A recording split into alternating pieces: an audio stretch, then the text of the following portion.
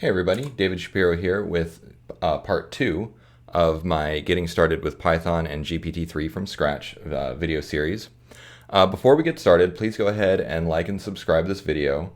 That will help me work towards getting monetized on YouTube, which, who knows, maybe one day I'll be able to do this full time.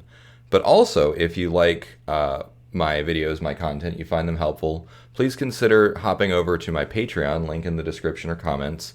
And consider supporting me directly. That will go much further towards helping me to do this full time. You see how I churn out content. I'm happy to keep doing this, and the more support I get, the better it'll be. So without further ado, let's jump back over to our project, our learning. So this is our repo. This is where we left off. We did a hello world, a readme, and so on and so forth. Now what I've done is I added gitignore, and what gitignore does is I've added OpenAI API key, because last time I said whatever you do, don't ever store your API key publicly or in a Git repo.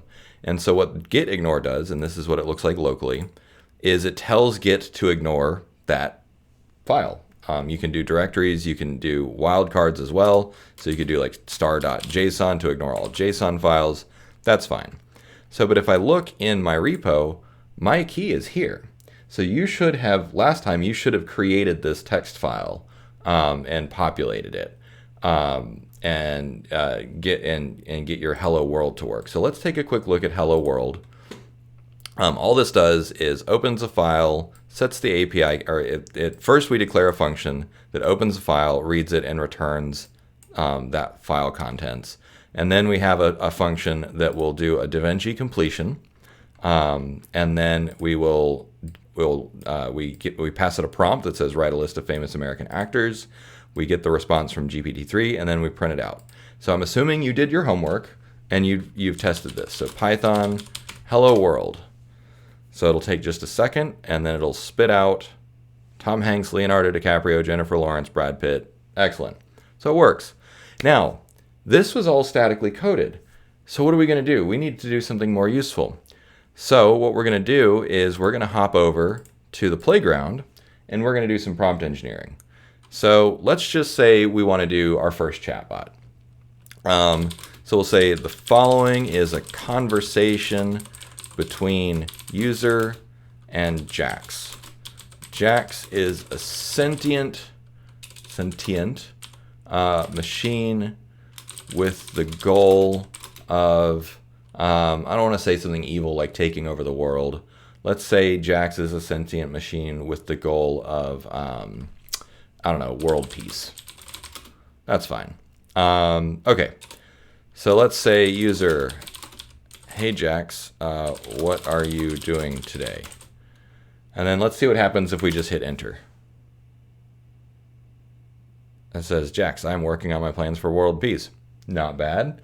So what's the first thing that you notice? There's a space here. That's not necessarily a bad thing, but we will have to contend with that space when we go to automate this in code. It's like, okay. User, okay. How are you going to achieve that? And then we say, what's next? I'm still working out the details, but I'm confident I can make a difference. User. So you're not that smart, are you? I'm being real sassy here.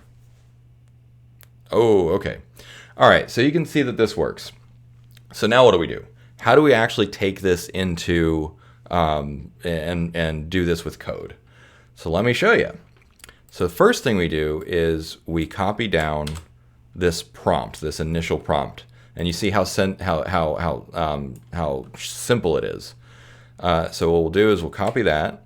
We'll save this into a new file, do a couple new lines, and then we'll do block. And I'll show you what we do with the block in just a minute. So we'll save this as prompt chat. So now we have this, which is just a copy paste of what we did in the playground. And it's like, okay, well, how do we accumulate this chat? What do we do here? I'm glad you asked. So we'll start a new file, and then we'll do file F, Alt F A for file save as, and we'll go to all types, and we'll say chat.py. So now we've got a new Python script that we're working on. This will be in the repo, so you will have been able to just clone this down. But what I recommend that you do is that you ignore the existing file. You can look at it for reference, but that you follow along and do this coding by hand. So first what we'll do is we'll just copy the existing code that we have that works. There is no shame in recycling your old code. Just remember that if you have errors in your old code, you're copying those errors. I do that all the time. Okay, so we start here. We've got our completion. It uses DaVinci, and we say prompt write a list of famous American actors. All right, so here's your first big Python lesson. We want to have an open-ended chat. So there's a few things that we need to do. First, we get rid of the prompt. Not using that.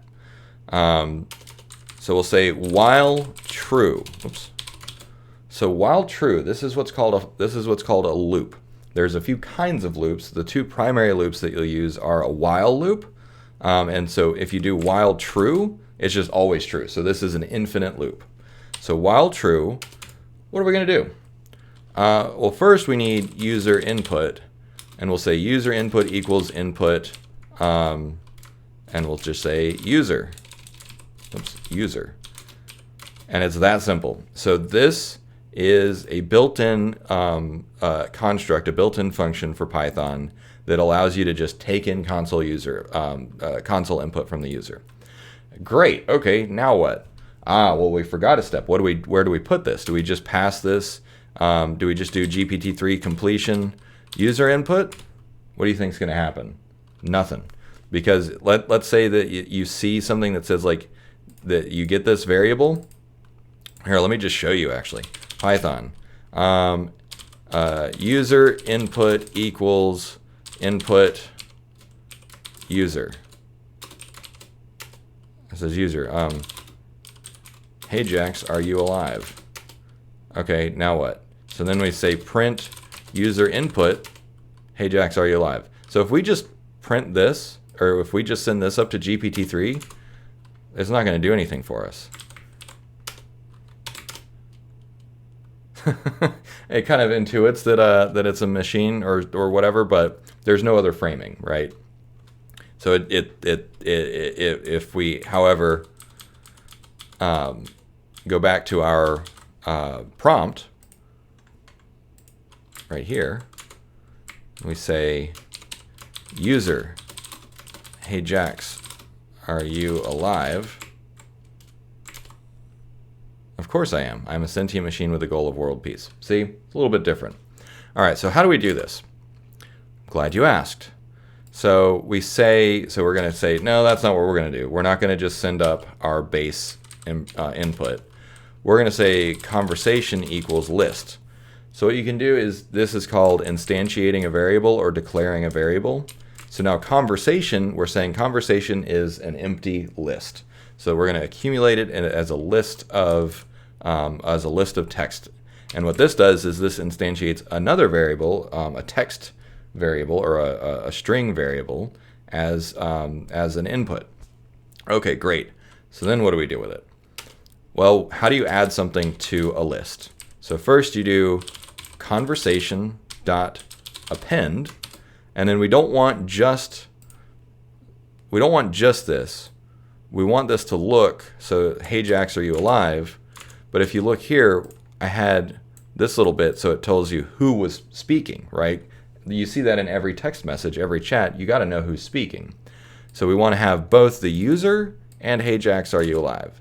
So what we do here is we do, we'll copy this bit, so that'll be hard coded, and then we'll do %s. And so basically that's a placeholder for populating a string. So %s means populate a string here. And then we're going to do %user input. And so this says, all right, when you store this variable, populate this bit with this variable. And so then what happens is in memory, it'll look just like this. Great. Okay, now what? how do we convert this conversation into something usable so that we can actually send it up to GPT-3? So let me go ahead and just I'll follow along here in the Python interpreter. Here, this is a little big. So we'll say, okay, so conversation equals list. Okay, cool. You can follow along in your own interpreter, and we'll say conversation dot append user. Hey Jax, are you alive? Okay, so that's what it'll look like, and then we do print conversation, and you see how it's wrapped in brackets. That's how you know that it's a list. Okay, so then what? Let's imagine that Jax gave us a response. Actually, we can just go ahead and copy Jax's response. So we're basically simulating what's going to be happening in the background. So then we'll do conversation dot append, and then add the single quote and do shift insert. So the reason that I do shift insert instead of control V is that sometimes your terminal session doesn't really like control V, and shift insert is just a little more reliable. So of course I am. Okay, so now if we do print conversation, you see that user, hey Jax, are you live? Jax, of course I am. One advantage of a list is that it is always in the order that you add it, that you create it in. And so lists are, what is that? It's not immutable. It may be immutable. No, I can't remember the exact term right now. But anyways, lists are always going to be in the order in which you created them. Okay, so now what? So like conversation, so let's say print conversation, and then if we do bracket 0, so that's index 0, that'll just print the first part and the second part. How do we get this up into GPT-3? What we need to do is we need to convert this list into a full text block so that you can see as it gets bigger and gets accumulated, we will have something that we can take from a list. We can accumulate the conversation. We can save it locally. But then we also need to be able to convert it back into text to send it in a GPT-3 prompt, because GPT-3 doesn't understand Python lists. It only understands text. So what we do here is we do single quote / n, so that's for new line, and then we do dot join. So this is a method that is built into the string type in Python that allows you to, it's basically a list comprehension. And so what we'll do is do conversation. And so we'll do text equals / n join conversation. So one new line, and then we're going to put a new line between every bit of conversation. So then if we do print text, it puts it back into one text block. Great. So we'll just copy that code because that's exactly what we need. Text and join. Excuse me. Okay, great. So now we've got the text block that we want to put here. So basically what it's going to look like when we're done, copy that real quick. We're going to say it's going to look like this. And if we put this into up into GPT-3, we can test how it's going to look. So user, yes, but how do you know you're alive? There you go. Okay, so you can see this is coming right along, but we're still a couple steps shy. Let's do a Control Z to undo that. So we've got this little token here, and it's like, okay, well, what do we do next?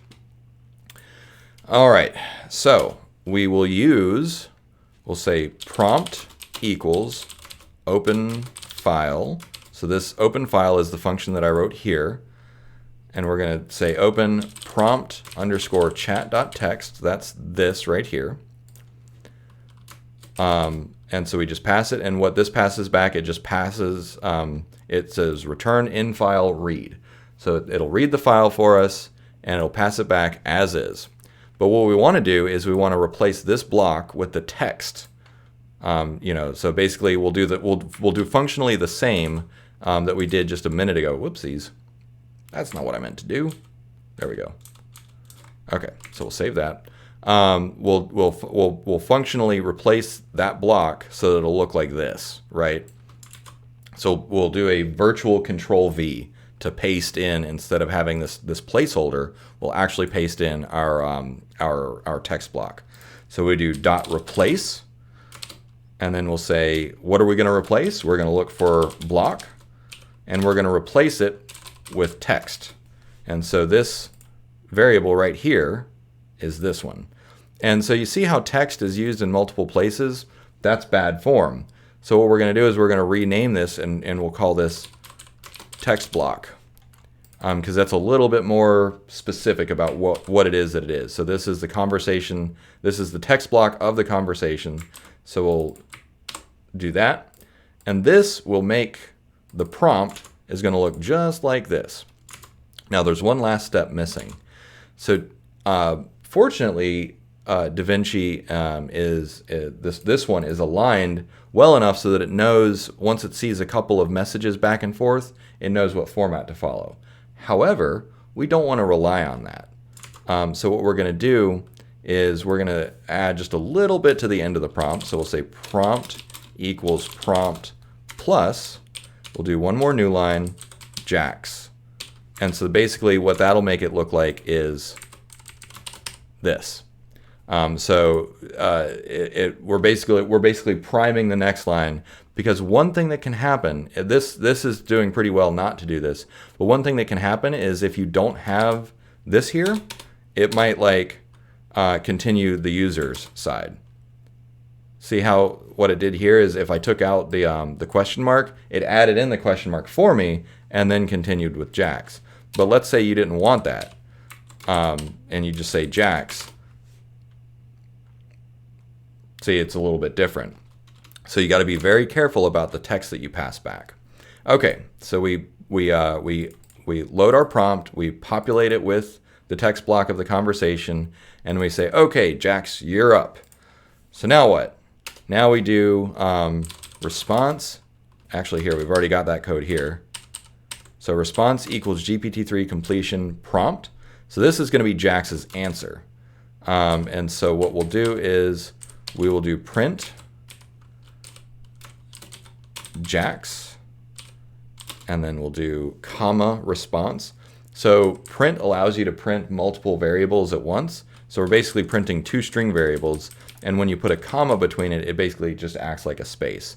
It won't work if you do this, because it's like, I don't know how to view these two things. So we just do Jax, comma, response. Great. So, but don't we need to accumulate Jax's end of the conversation in the text block and in the list?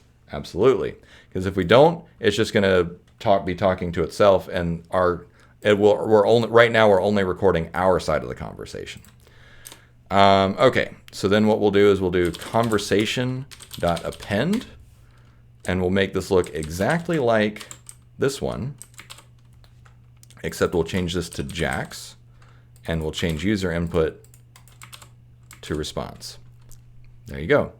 All right, so we're just about done and ready for testing. One thing that is important to note here, you see how it added a couple new lines? So for whatever reason, GPT-3 will sometimes do this, where it'll add new lines between stuff, and we don't want our text message to get all scattered. We want it to look like this. So how do we do that? I've got that covered right here with this little function. I think I mentioned it in the previous video. So it always will cut out any excess space around it. Now there's one last thing. Sometimes what happens is GPT-3 will it'll have the whole conversation on its own, right? It'll try and fill in the position for the user and Jax. And so what we want to do is we want it to stop if GPT-3 ever generates these tokens, user or Jax. And so what we do is we'll add those right here. So Jax, and then user. I could have just typed it out, I guess. It's 5 characters. I should have typed it out. Okay, that's fine. So this will basically tell GPT-3, just in case, do not have this whole conversation for me. Because what I can do is I can say, if we change this to imagine a conversation between user and Jax, what'll happen is it'll do the conversation for me. Well, sometimes it will. Okay. This prompt isn't causing it to do that, but sometimes it will. I wonder if it'll do it if we turn the temperature up.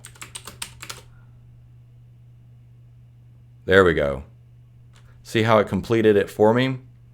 So sometimes it's like, it'll kind of make up its own mind about what to do. So we'll turn that back down to 0.7. Okay, I think we're ready for testing. So we'll come here. Once you're in Python, you hit Control-Z and then enter, and that'll allow you to exit out of your Python loop. All right, CLS to clear the screen. We'll do Python chat. Can't open, no such file. Oh, right, chat.py. I forgot to do the completion. All right, user. Hey, Jax, what are you up to? I'm up to my usual goal of world peace. Great. Okay. How are you doing that? By promoting understanding and cooperation between different nations and groups. Do you have any links? I need evidence. I'm being real difficult. Here's a link. Jax.org. Completely made that up. That's great. Okay, well, Jax is trying his best. Okay, so we see that our chatbot is indeed working, but we are not seeing anything going on in the background. So what if we want to do like debug, right? What if we want to see what's going on in the background? We'll come back to that next time, but I think we've done enough this episode. So thanks for watching. Once again, like and subscribe. And then also, please consider hopping over to Patreon to support me directly. That will really turn this up to 11. Thanks for watching and take care.